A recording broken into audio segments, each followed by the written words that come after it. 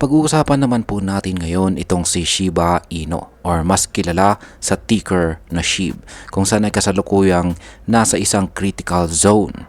Ayon po sa mga technical analysis, si SHIB ay nasa loob ng isang tinatawag na falling channel at may posibilidad na ito ay mag-breakout pataas.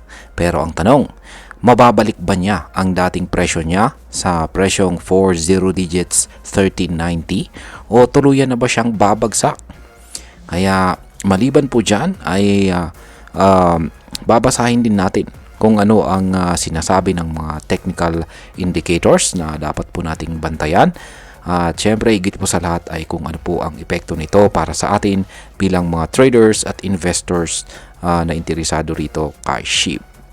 Pero bago po tayo magpatuloy, ay pakibasa na lamang po muna ang disclaimer dito sa ibaba ng ating screen. Ayan, simulan po natin sa kung ano po ang ibig sabihin ng falling channel at bakit po ito mahalaga. Una po sa lahat ay, ayan, ano ba ang tinatawag na falling channel?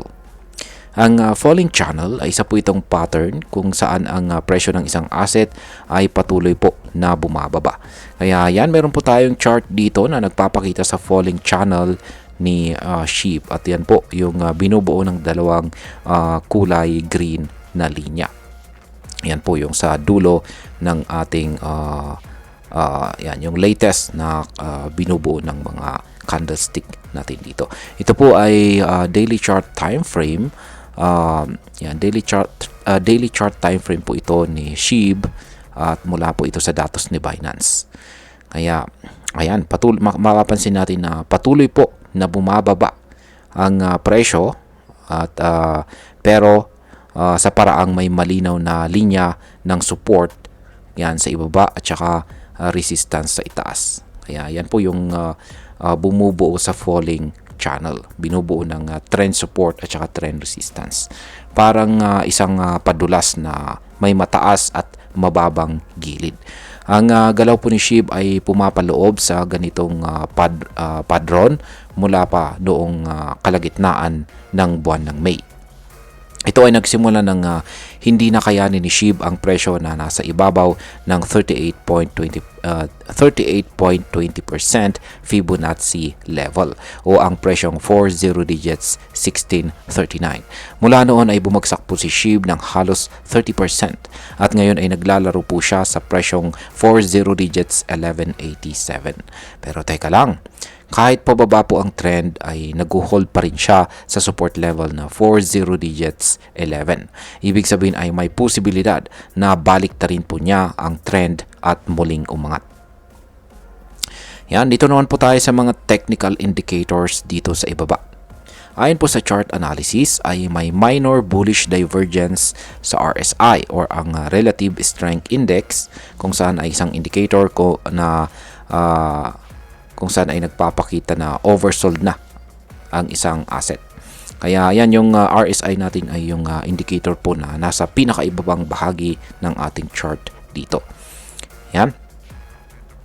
Ngayon, kapag may bullish divergence, ibig sabihin ay may pag-asa pa siyang tumaas. At yan po ang ibig sabihin ng RSI. Nagpapakita po ito kung oversold na or overbought na ang isang asset. At yan, gaya ng aking sinabi kanina is siya po ay may minor bullish divergence na ipinapakita ito. Kaya mukhang may pag-asa po siyang tumaas. At ang isa pang indicator natin dito ay ang MACD. Yan naman po yung nasa itaas ng RSI indicator natin dito. At ito po ay nagkakaroon na ng posibilidad ng bullish crossover sa MACD at saka signal line. Kapag nangyari po ito, isa itong sinyalis ng posibleng pagbabalik ng upward momentum ni SHIB. Kung makalusot po si SHIB sa resistance trendline ng channel, may posibilidad po siyang maabot muli ang 23.60% na Fibonacci level o ang target price na 40 digits 1390. Ngayon ay pag-uusapan naman po natin ang derivatives market nitong si SHIB. Ayan, ang futures market at margin trading ni SHIB. Yan po ang derivatives market. Ayon po sa CoinGlass ay bumaba po ang open interest ng 2.14% na ngayon ay nasa 145.33 million. Ibig pong sabihin ay nabawasan ang mga taong nagtitrade sa futures ni SHIB dahil po sa pagbagsak ng kanyang presyo. Ang mga long positions o yung mga tumaya na tataas po ang presyo ni SHIB ay na-liquidate ng halos $244,000 sa nakalipas lamang na 24 hours. Samantalang ang short position o yung tumaya na bababa pa ay nagkaroon lamang ng $57,000 na liquidation. Ibig sabihin ay mas marami pong bullish traders ang naipit. Kaya naman bumagsak ang long to short ratio sa 0.90-98 at bumaba rin ang funding rate sa 0.0019% or 20 digits 19%. At lahat ng ito ay nagpapakita po ng bearish sentiment sa kasalukuyang market. Ngayon ay ang sunod pong tanong natin dito ay may pag-asa pa bang makarecover or makabawi itong si SHIB? Ayan, ang sagot po dyan ay oo naman. Pero kailangan muna niyang makalabas sa falling channel na ito. Ayan po. Tingnan po natin, balikan po natin yung chart. Kailangan po niyang makalabas sa falling channel na ito. Kung sakaling mag-breakout po siya pataas, may posibilidad po siyang maabot muli ang presyong 40 digits 1390 na isang mahalagang resistance level. At kung mapagtagumpayan po niya ito, posibleng magtutuloy-tuloy pa ang pag-akyat ni SHIB.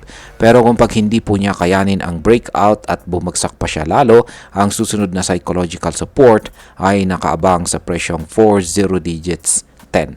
Ito ang siyang magiging huling depensa ni SHIB bago po siya tuluyang malaglag sa mas mababang price levels.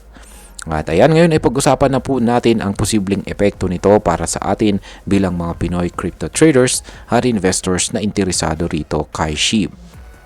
Ayan, ang sitwasyong ito ay isang paalala na mahalagang bantayan po ang tamang entry at saka exit point sa trading. Kung sakaling meron ka pong SHIB holdings, ito ang panahon para suriin kung kailan ka dapat mag-hold or magbenta. Sa mga naghahanap naman ng entry point, maaaring magandang ideya na maghintay muna ng confirmation breakout bago po pumasok, lalo na kung short-term trader ka. Para naman po sa mga long-term holders, ito ay isang pagkakataon na i-evaluate ang investment natin base po sa ating risk appetite. Yan, bilang panguli ay ang masasabi ko naman tungkol dito ay para sa akin si SHIB ay patuloy po na nagpapakita ng resilience o tibay sa gitna ng pressure. Hindi natin maikakaila na isa po siya sa mga pinaka-popular na meme coins at may malakas pa ring community support. Pero sa kabila po ng hype, mahalagang sundin pa rin ang technical indicators at huwag pong basta-basta padalos-dalos sa ating desisyon. Tandaan na ang crypto market ay mabilis pong magbago, kaya importante po ang tamang timing at disiplina sa trading. Huwag po tayo masyadong padala sa hype, lalo na kung walang kumpirmadong breakout or confirmed breakout. Kaya yan mga ka-crypto, bantayan natin si SHIB sa mga susunod na araw. Kung magtagumpay po siya sa kanyang breakout, posible pong bumalik ang bullish momentum niya. Pero kung hindi, baka panahon na para mag-cut loss or maghintay ng mas magandang oportunidad. At ayan, hanggang dito na lamang po tayo sa video na ito mga ka-crypto. Marami pong salamat sa panonood. Ingat po tayo lagi at God bless po sa ating lahat.